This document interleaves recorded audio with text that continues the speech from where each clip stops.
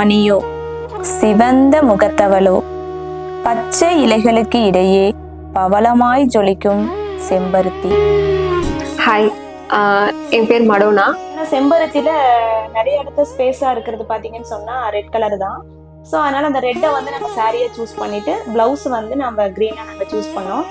இன்னொன்று அதில் இருக்க பிளவுஸ் பார்த்தீங்கன்னு சொன்னால் ஆரி ஒர்க்கும் இல்லாமல் எம்ப்ராய்டரி ஒர்க்கும் இல்லாமல் கொஞ்சம் ஒரு டிஃப்ரெண்டான ஒரு ஒர்க்கில் நாங்கள் பண்ணி கொடுத்துருந்தோம் அந்த ஒர்க்கு.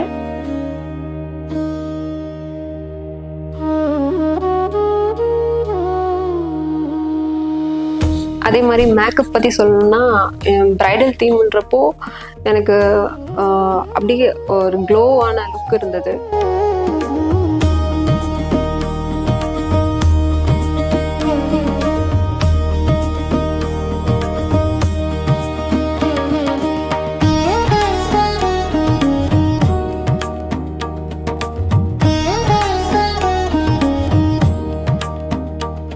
ஸோ இவங்க வந்து கொஞ்சம் ஃபேராக தான் இருந்தாங்க.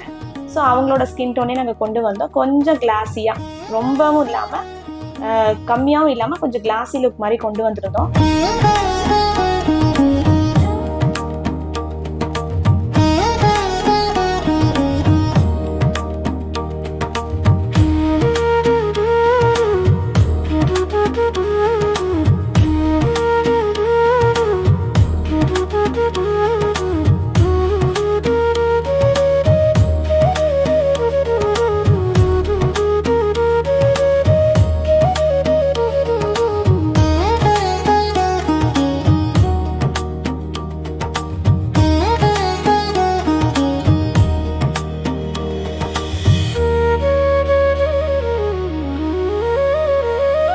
அவங்களோட ஹேர் பார்த்தீங்கன்னா நல்ல சாஃப்டாக இருந்தது.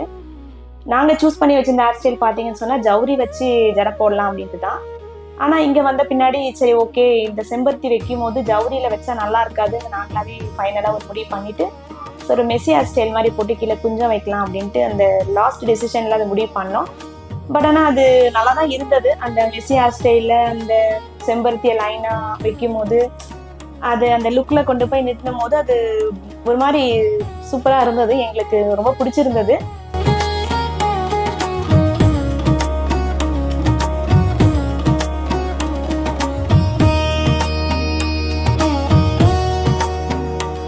ஜுவல்ல வந்து செலக்ட் பண்ணும் போது எங்களுக்கு கொஞ்சம் வந்து ஒரு கஷ்டமாக இருந்தது. எப்படின்னா க்ரீனில் சூஸ் பண்ணலாமா, இல்லை வெறும் பெட்டல்ஸ் மட்டும் க்ரீனில் வைக்கலாமா, இல்லை மெரூன்ல இல்லை ரெட்ல பண்ணலாமா, இல்லை கோல்டே வச்சுக்கலாமா அப்படின்ற மாதிரி நிறைய தோணுச்சு.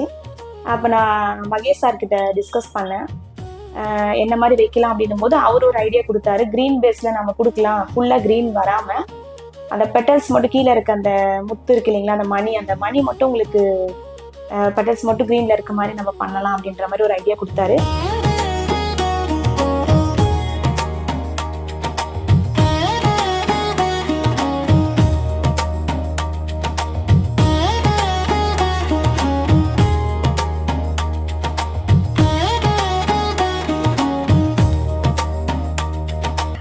ஈஸியாக எனக்கு கைட் பண்ணாங்க.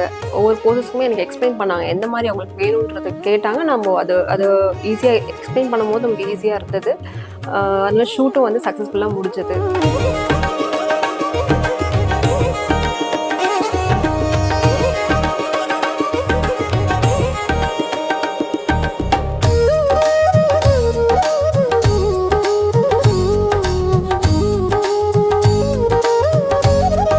அதோட லைட்டிங்கும் சரி, அதோட சரௌண்டிங் அரேஞ்ச்மெண்ட்ஸும் சரி, ஒரு ரியலான ஃபாரஸ்ட்குள்ளே இருக்கிற மாதிரி ஒரு ஃபீல் இருந்தது.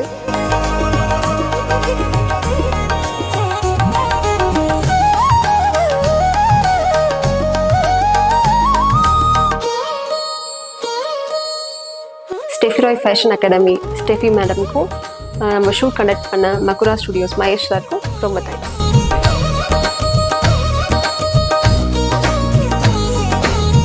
அங்கே எங்களோட சாரியாக இருக்கட்டும், அந்த ப்ளவுஸாக இருக்கட்டும், அந்த மேக்கப்பாக இருக்கட்டும், ஹேர் ஸ்டைல், அந்த நாங்கள் பின்னாடி வச்ச அந்த செம்பருத்தி, அண்ட் தென் அந்த ஃபைனலாக அந்த ஜுவல்ஸ் எல்லாமே மொத்தமாக பார்க்கும்போது அந்த மாடல் பார்த்தீங்கன்னா வேற லெவலாக இருந்தாங்க. எனக்கு ரொம்ப ரொம்ப பிடிச்சிருந்தது.